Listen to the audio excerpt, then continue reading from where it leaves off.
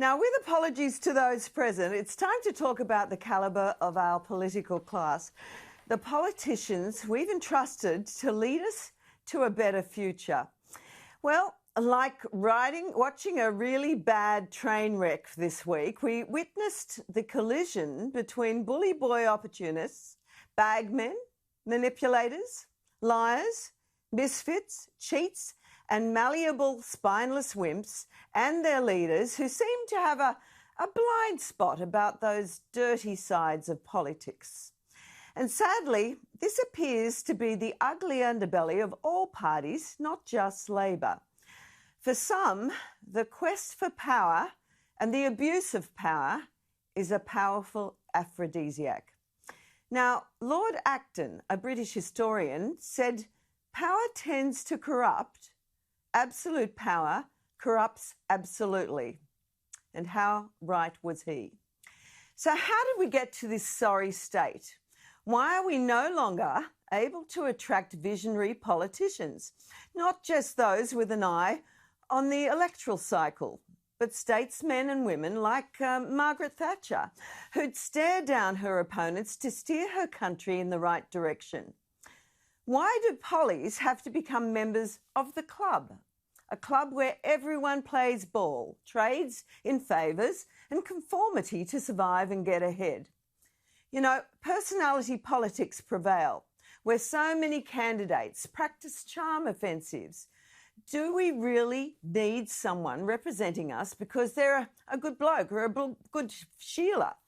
While very good, decent men are pilloried because they're socially awkward and we're budgie smugglers. Now, how can we attract and keep brave souls with talent and backbone and courage of their convictions?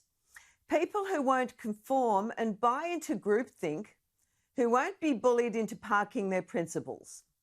Men and women who bring their life experiences, business acumen and knowledge to the job, who understand the cost of running a family, running a business and devoting their life to their country.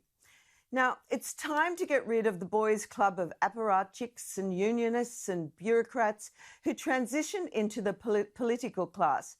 There should be no place for dimwits and carpetbaggers and scallywags who rely on mateships and backscratching and trading to get themselves installed.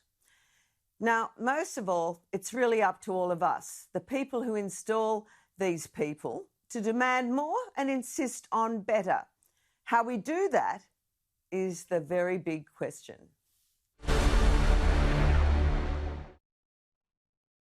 Now, Nicholas, what do you think? Do you think we attract a better poly if we take this numbers game out of the system? You know, it seems to be that, you know, you look at people like Corey who left a party and went solo, and of course, because he didn't have the numbers behind him, couldn't really survive. Look, there's a lot you've said that I agree with, Prue. Certainly the sentiment.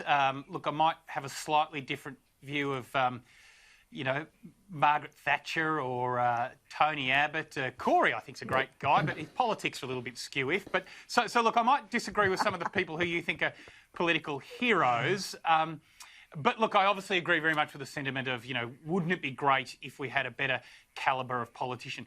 The sad reality, though, is that forever it has been thus. You know, I'm sure if you went back to ancient Rome, you know, 50 BC to the consul election there'd be people complaining about the low quality of the people putting themselves forward for election. And look, I think if human history teaches us one thing, Prue, it's that hoping for a better quality of politician is a futile business. What you need is a better system. And I mean, I think we've seen that this week. I mean, the revelations about what was going on in the Victorian Labor Party has been absolutely shocking, even to someone like me who's a member of the Victorian Labor Party. It's absolutely But surely you must shocking. have known that was but you know what? Nicholas. It does go on in every other political party. I mean, Malcolm Turnbull, in his recent biography, dedicated almost an entire chapter to how he branch stacked the seat of Wentworth to take out the then incumbent Peter King.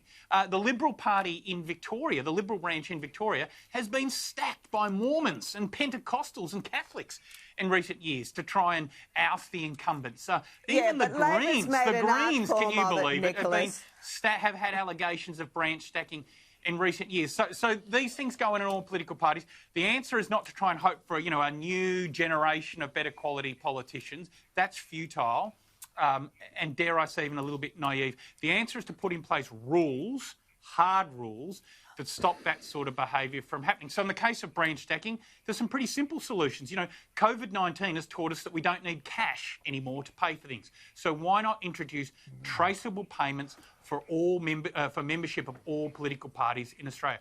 Also, why do we leave the political parties themselves to regulate their elections? Why not allow the Australian Electoral Commission or the state-based electoral commissions to get involved in those things as well, verify the rolls and run clean elections? That would clean up the political parties. Changing the rules, not hoping for a better quality of politician.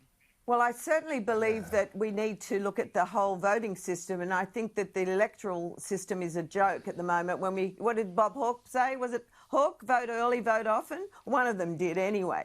And I mean, we don't have to prove who we are. It's a joke. But looking to you, Corey, I mean, you're part of the whole political system and have been until recently. I don't believe that we should just throw our hands up and accept that we've got mediocre people who are going to go into politics. Sure, the system needs to be addressed, but how can we attract better people when you have this shocking system where, unless you capitulate and go with a faction, you're not going to survive. You're not going to go anywhere.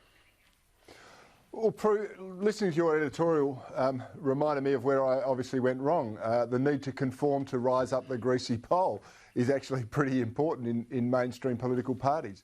But I do think that comes at a real price. The battle of ideas seemingly has gone by the wayside, and the system in itself is counterproductive to people who want to go in and advocate for ideas rather than just go along with whatever the prevailing orthodoxy is. There's many that are responsible for that. I have to say the vicious personal attacks that take place on those who step outside of the system by their opponents. The media, I think, have a part to play in this because they seem to play up every innocent word or any misstep or misstatement into some scandal that forces the mainstream leaders to backtrack.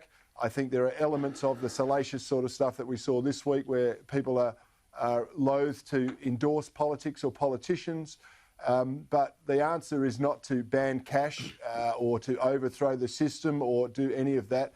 The answer to that, it all comes back to the ballot box. People need to be supporting. They need to get involved in a political party. That's my personal view. They need to be supporting people who reflect their views and interests, and they don't need to be sidetracked by the shiny things that are thrown out there trying to do political damage to individuals simply because they have a slightly different way of doing things.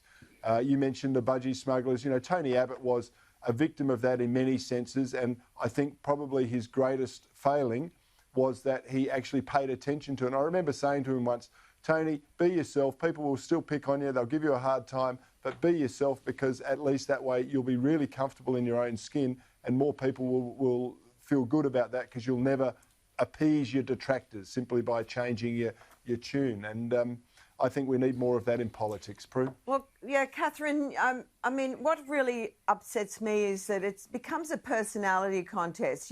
People, for example, like Anastasia Palaszczuk.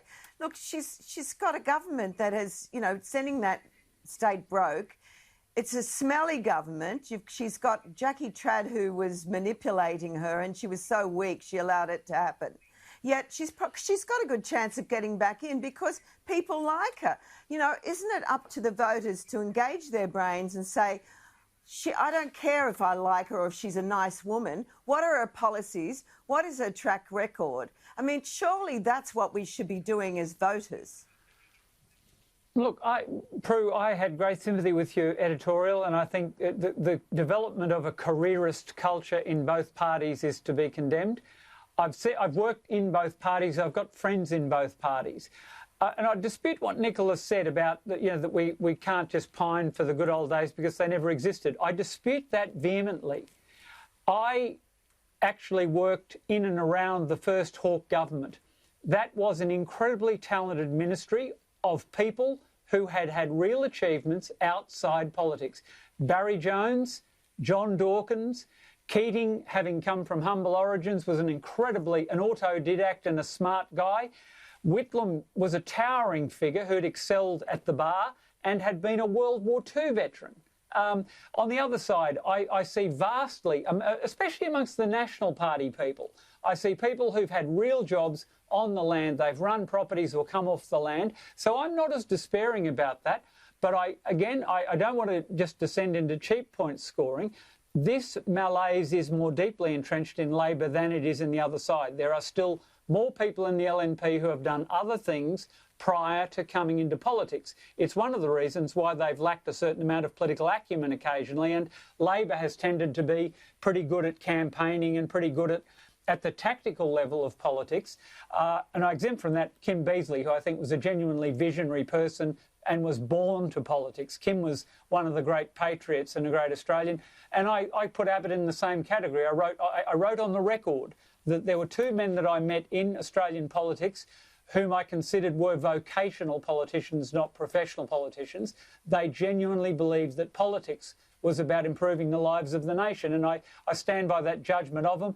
Too many of the backbench are not seen, and they work darn hard, and Corey would know that. Regardless of which ones I like and which ones I ideologically don't get on with, the life that most of these people sign up for is pretty demanding. They're social workers of last resort. They attend functions night after night. It's tough on their family lives. And in the era of social media now, you can be destroyed for one maladroit, accidental remark or one minor error. And I'll close on this. I thought Adam Crichton wrote a fantastic piece about the parlous state of the Labor Party, because it really has, and Nicholas is not a cheap shot, the working class has abandoned the Labor Party, and it's mutual. The trade union movement has shrivelled, and the old unionists like John Ducker and the people who populated that great labour machine when I was a kid coming into it, they had all worked on the shop floors in the unions that they represented. You've now got a nomenclatura that actually run that party, none of whom have ever got torn a fingernail on a machine in a factory or changing a tyre.